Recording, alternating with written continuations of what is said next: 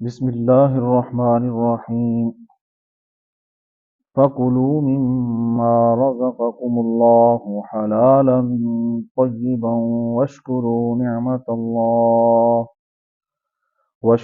نِعْمَةَ اللَّهِ إِن كُنتُمْ إِيَّاهُ تَعْبُدُونَ۔ سورۃ النحل۔ ارشاد باری تعالی ہے، بس کھاؤ تم میرے دیے ہوئے حلال رزق سے، واشکروا نعمت اللہ، اور میرا شکر ادا کرو، ان کنتم ایاہ تعبدون، اگر تم عبادت کرتے ہو۔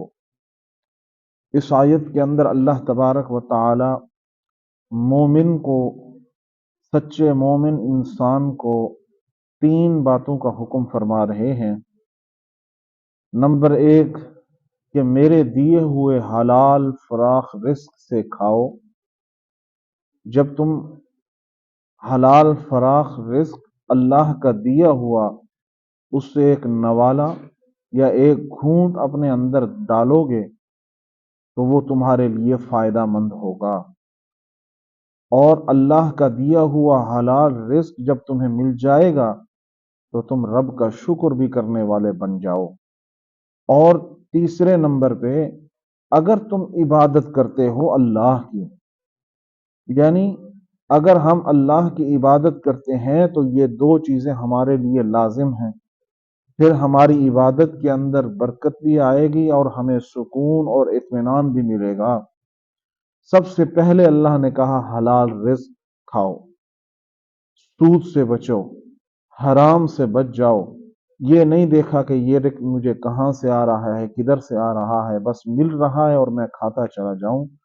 اس کا نقصان یہ ہوگا کہ تمہاری عبادت کے اندر برکت ختم ہو جائے گی، تمہاری عبادت کے اندر قبولیت ختم ہو جائے گی۔ وہ جو رحمت اور برکت تمہیں عبادت کے اندر ملنا تھی، وہ اس حرام رزق کی وجہ سے وہ ختم ہو گئی۔ جب ہم حلال کا نوالا اپنے اندر لیں گے، ہمارے اندر برکت بھی آئے گی، پاکیزگی آئے گی، اللہ کی طرف سے رحمت بھی ہمارے اندر آئے گی، اور خود بخود ہماری عبادات کے اندر قبولیت اور دعاؤں کے اندر سکون اور دعاؤں کے اندر قبولیت پیدا ہونا شروع ہو جائے گی، اور پھر ہم اللہ کا شکر کرنے والا بنیں گے۔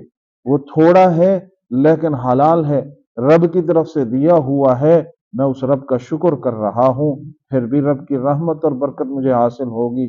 پھر اگر میں عبادت کرتا ہوں اللہ کی تو پھر میں اس چیز کا سب سے پہلے خیال کروں گا کہ میں عبادت کروں، میرے اندر جو ہو وہ حلال کا ہو، اور میں رب کا شکر کرنے والے بن جاؤں۔ جب یہ 2 باتوں کے اندر میں مضبوط ہو جاؤں گا تو عبادات بھی پھر میری اللہ کے ہاں قبول و مقبول ہوتی چلی جائے گی۔